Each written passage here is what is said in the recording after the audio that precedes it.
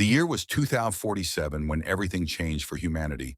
Not because aliens arrived, not because a message came from the stars, but because Dr. Sarah Chen found something in the noise.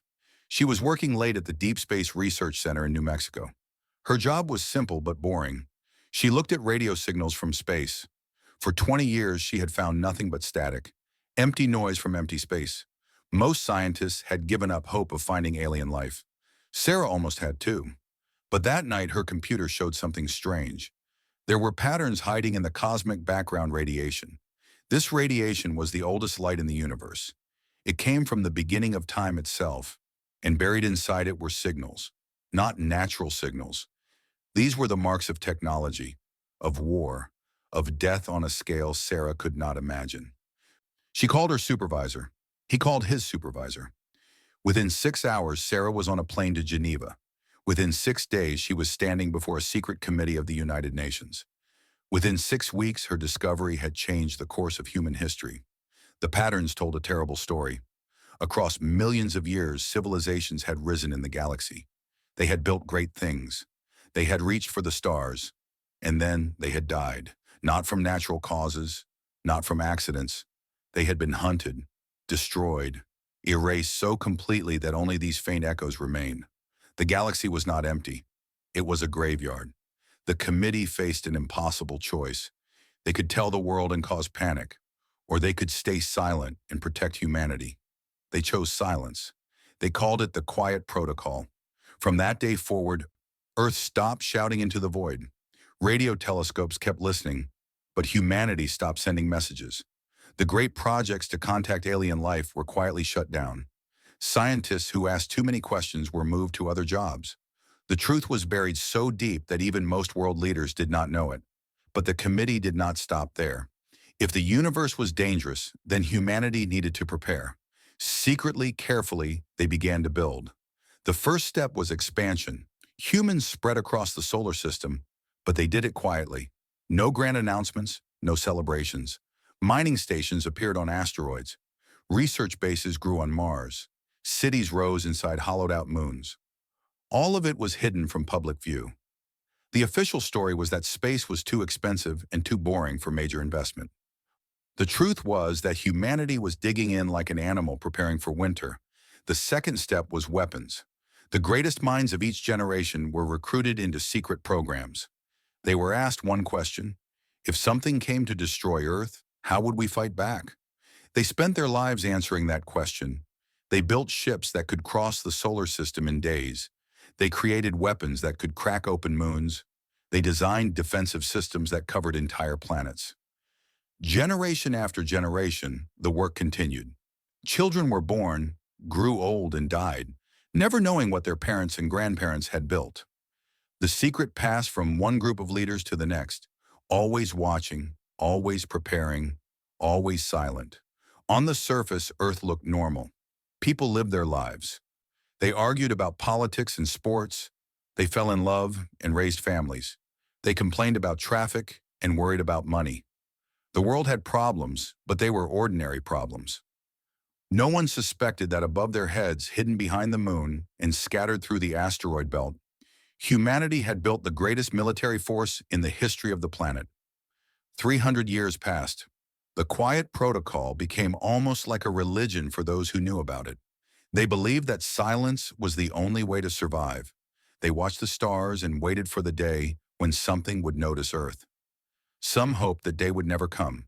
Some believed the old signals were wrong, that the galaxy was safer now. A few even argued that it was time to end the silence and reach out to whatever was out there. But most of them knew the truth. The universe had not changed. The hunters were still hunting, and someday, perhaps soon, perhaps in another 100 years, something would find Earth. When that day came, humanity would have a choice. They could die quietly, like all the civilizations that came before them. Or they could fight. The people who knew the secret had spent 3 centuries making sure that, when the time came, humanity would be ready to fight. They had sacrificed everything for this moment. Their names were forgotten. Their work was invisible. But they had given humanity something precious. They had given humanity a chance. In the spring of 2371, on a Tuesday morning that seemed like any other, their work would finally be tested. A shadow fell across the earth, and everything that humanity had built in secret would be revealed. But that part of the story was still to come. For now, Earth remained silent, waiting, watching, preparing for a war that most people did not know was coming. The long silence was almost over. The Cathari ship came out of nowhere.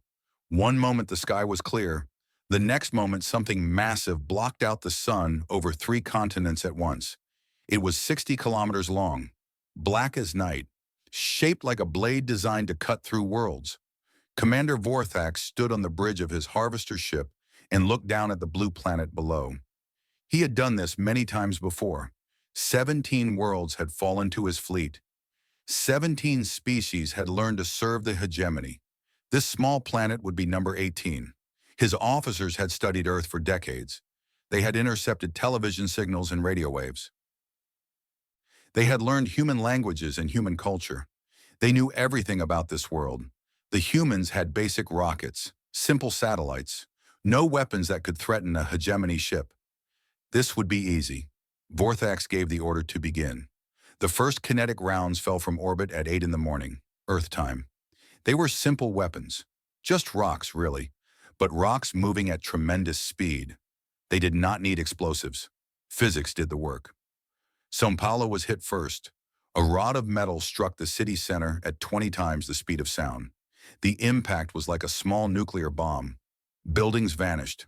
A crater opened in the earth. The shock wave flattened everything for kilometers around. Mumbai was hit 3 seconds later, then Lagos, then dozens of other cities. Not enough to destroy humanity. Just enough to show them what the hegemony could do. 14 million people died in the first 3 minutes. The world watched in horror. Television stations broadcast the destruction until their buildings were knocked down by the shockwaves. People ran through the streets screaming. Governments tried to respond, but what could they do? Their weapons could not reach the ship in orbit. Their planes could not fly high enough. They were helpless. Then the message came. It played on every screen on Earth. It came through every radio and every phone. The Cathari had learned human languages well. Their demands were clear. Surrender all resources. Submit to population counting. Prepare to join the hegemony as workers. Those who obeyed would live. Those who resisted would die.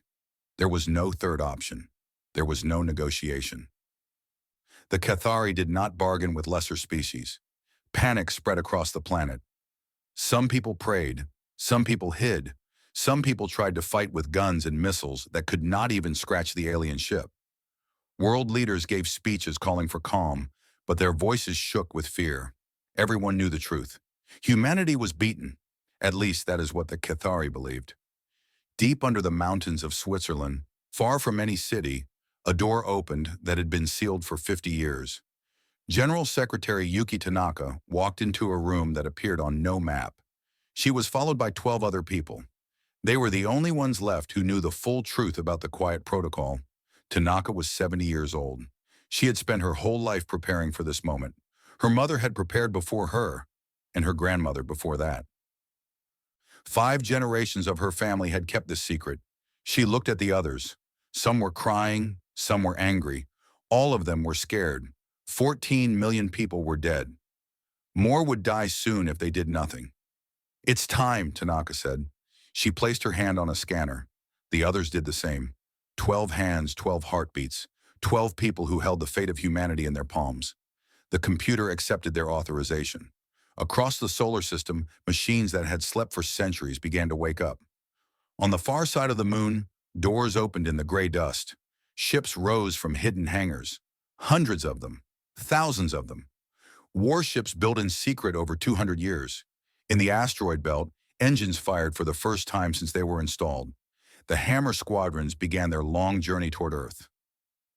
These ships carried weapons that no Cathari had ever seen. Weapons designed by humans who had spent their lives studying one question: how do you kill something that believes it cannot be killed? On Mars, underground factories released their creations, combat drones by the millions. Each one carried the knowledge of every war humanity had ever fought. Each one was ready to die to protect Earth. The Cathari detected the launches. Vorthax looked at his sensor readings with confusion. This was impossible. His scouts had told him Earth was primitive.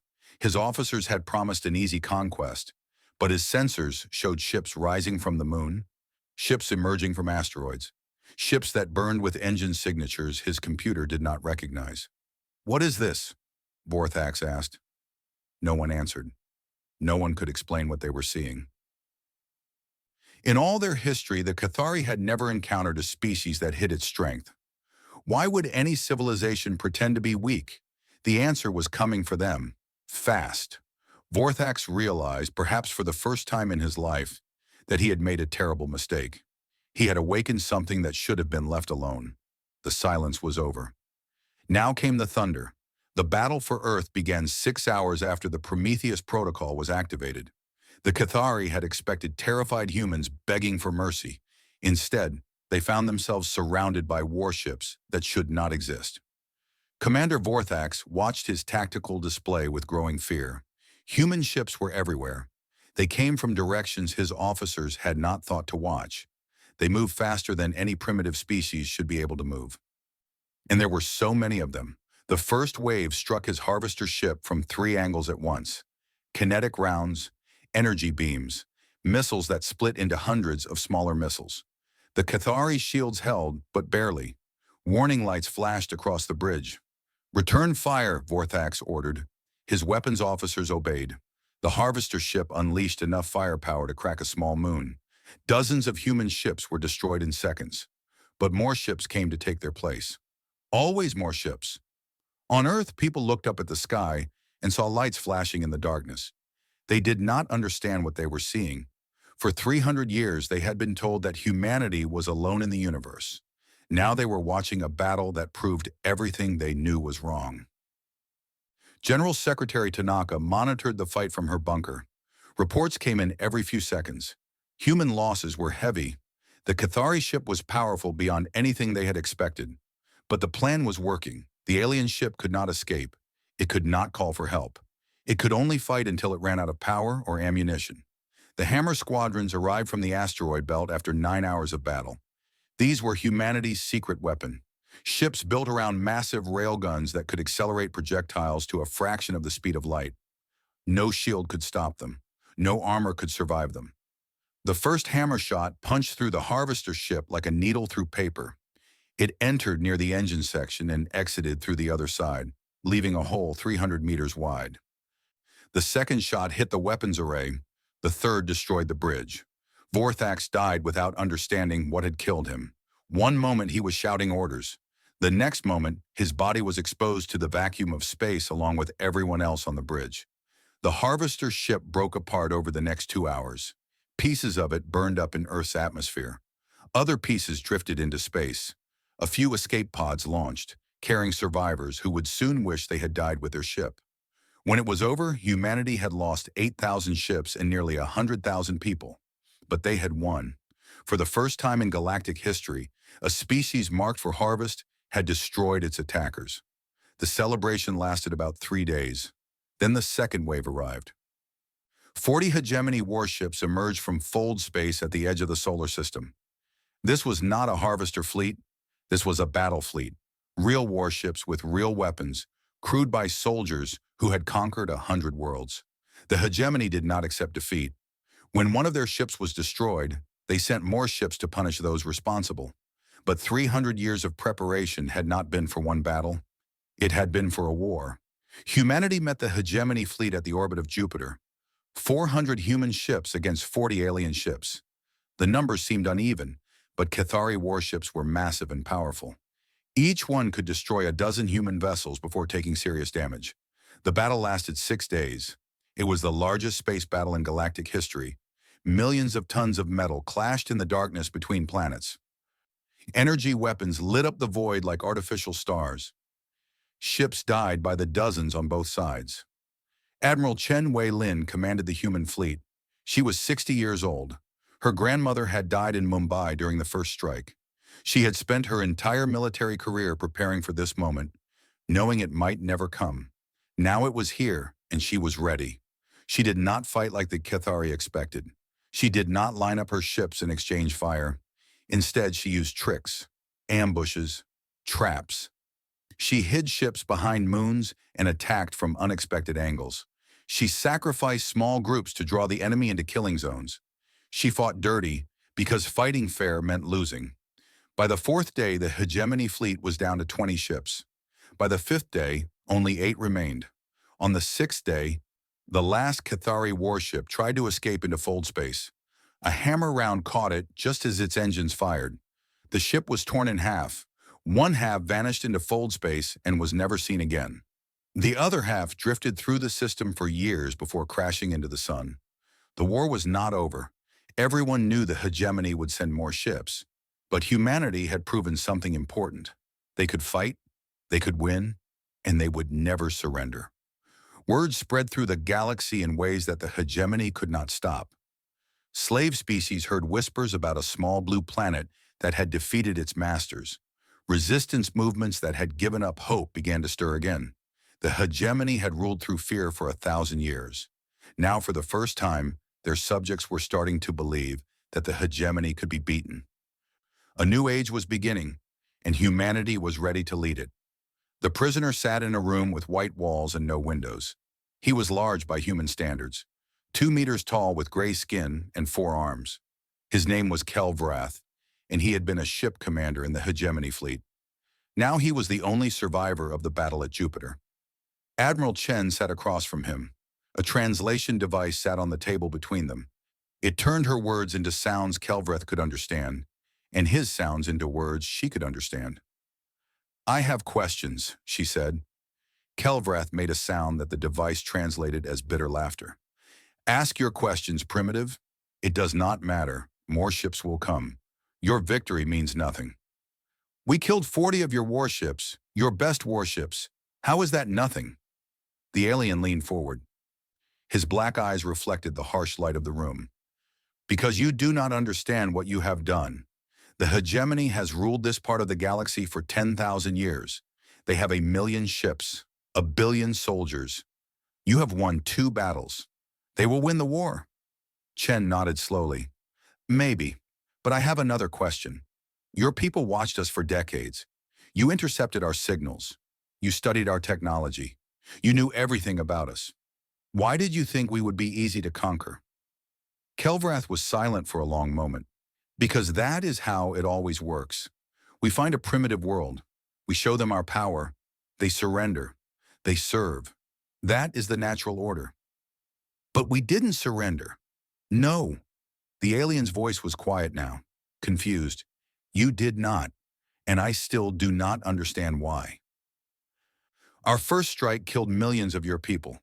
We could have killed billions more. Why did you fight instead of submitting?" Chen thought about her grandmother. She thought about the videos she had watched as a child. Mumbai burning, bodies in the streets, families torn apart in seconds. She thought about the rage that had burned in her chest every day since then. "Because some things are worth dying for," she said. "Freedom, family, the right to choose our own future. We would rather die fighting than live as slaves." Kelvrath stared at her. The translation device hummed quietly between them. Finally, the alien spoke again. "Your species is insane." "Maybe," Chen said, "but we're alive, and your fleet is dust." The war continued for 5 years. The hegemony sent fleet after fleet. Humanity destroyed them all. It was not easy. Millions died. Entire colonies were wiped out. Earth itself was struck twice more, leaving scars that would take centuries to heal. But humanity was not fighting alone anymore. The whispers about the blue planet had spread far and wide. Slave species began to rebel. Trade routes were disrupted. Hegemony forces that should have been fighting humans were pulled away to deal with uprisings on 100 worlds. Human ships pushed deeper into hegemony space. They freed slave worlds and armed the populations. They taught other species how to fight back. They built alliances that the hegemony had never thought possible. General Secretary Tanaka died in the 3rd year of the war. She was 80 years old. Her last words were a message to humanity. "We stayed silent because we were afraid. We fought because we had no choice. But we must not become the thing we are fighting. Remember who we are. Her successor was a man named James Okonkwo. He had been a diplomat before the war. Now he was a war leader, but he never forgot Tanaka's words. In the 5th year, human ships reached the hegemony homeworld. It was a planet called Keth Prime. 20 billion Cathari lived there. It was the heart of an empire that had terrorized the galaxy for 10,000 years. Admiral Chen led the final assault. Her fleet was enormous now. Not just human ships, but ships from a dozen allied species. Former slaves who had joined the fight. Former enemies who had switched sides when they saw which way the wind was blowing. The battle for Keth Prime lasted 3 weeks. The hegemony threw everything they had at the attackers. Ancient weapons, desperate tactics. Ships held together with hope and prayer. Nothing worked. When it was over, the hegemony surrendered. Their leaders were captured. Their military was disbanded. Their empire, which had lasted 10,000 years, fell apart in a matter of months. Humanity had won. But winning was just the beginning. The galaxy was a mess. Billions of beings had been freed from slavery, but they had nowhere to go. Trade networks had collapsed. Planets that had depended on the hegemony for food and medicine were starving. Old enemies, freed from hegemony control, were starting to fight each other. Someone needed to fix this. Someone needed to build something new from the ashes of the old. Humanity looked at the chaos and made a choice. They would not walk away. They would not retreat to their corner of the galaxy and let others sort out the mess. They had started this war. They would help finish the peace. A new age was beginning, and humanity was ready to lead it. Ambassador Aisha Okonkwo stood before the largest gathering of intelligent species in galactic history. The hall was enormous. It had been built on a space station orbiting a neutral star, far from any planet or any old war. A place where the future could begin fresh. Thousands of beings watched her. Some had fur, some had scales, some had bodies that humans could not easily describe. They came from 100 worlds. They spoke 1,000 languages. They had been enemies, slaves, masters, and strangers. Now they were here to decide what came next. Isha was the daughter of James Okonkwo, who had led humanity through the end of the war. She had grown up knowing that this moment would come. She had trained for it, prepared for it, dreamed about it. Now it was here, and she was terrified. She looked at the faces in the crowd. Some were hostile. They blamed humanity for the chaos of the war. Some were hopeful. They saw humans as liberators and heroes. Most were simply tired. They had lived through the collapse of everything they knew. They wanted peace. They wanted stability. They wanted someone to tell them that things would be okay. Isha took a deep breath and began to speak. 300 years ago, my ancestors discovered a terrible truth. The galaxy was not empty. It was full of life. But that life was in danger. Civilizations rose and fell. Species hunted each other across the stars. The strong destroyed the weak, and everyone lived in fear. She paused. The translation systems hummed as her words were converted into 100 different languages. My ancestors made a choice. They chose to stay silent, to hide, to build their strength in secret and hope that no one would notice them. It was not a brave choice. It was a choice made from fear, but it kept humanity alive. Murmurs rippled through the crowd.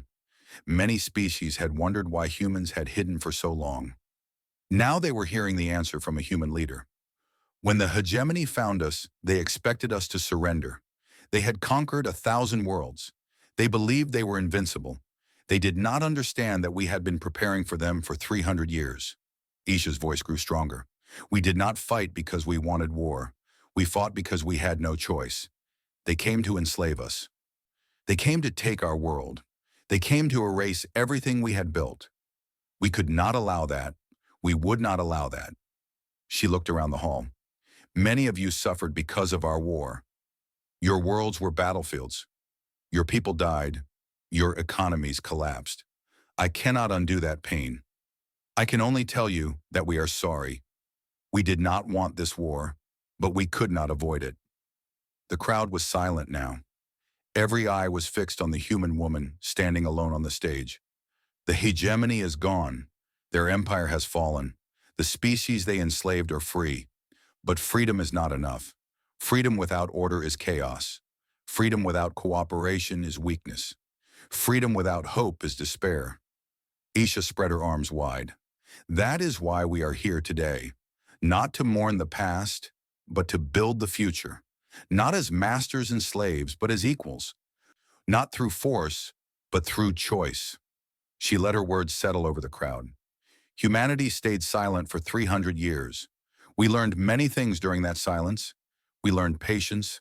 We learned preparation. We learned the value of watching and waiting. But we also learned something else, something more important. Her voice softened. We learned that silence is not safety. We learned that hiding is not living. We learned that the only way to truly survive is to build something worth surviving for. She stepped forward, closer to her audience. Today I ask you to help us build that something. A galactic community based on respect and cooperation. A place where every species has a voice. A future where our children and grandchildren can grow up without fear. Isha smiled. It was a small smile, but warm. Earth stayed silent for centuries. Everything changed when the first alien strike hit. We learned that we were not alone. We learned that the universe was dangerous. But we also learned that we were stronger than we knew, braver than we believed, more capable than anyone had imagined. She looked at the assembled species, enemies becoming friends, strangers becoming neighbors, a galaxy learning to trust again. Now it is time for a new voice, not just humanity's voice, all of our voices, speaking together, building together, living together. She raised her hand in a gesture of welcome. The silence is over. Let us begin. The applause started slowly, a few beings clapping or making sounds of approval. Then it spread, louder and louder. Species that had been enemies for generations stood together and cheered. Former slaves wept with joy. Former masters nodded with respect. In that moment, something new was born, something the galaxy had never seen before. A community of equals, a family of strangers, a future worth fighting for. Humanity had stayed silent for 300 years. Now they had finally found their voice, and the whole galaxy was listening,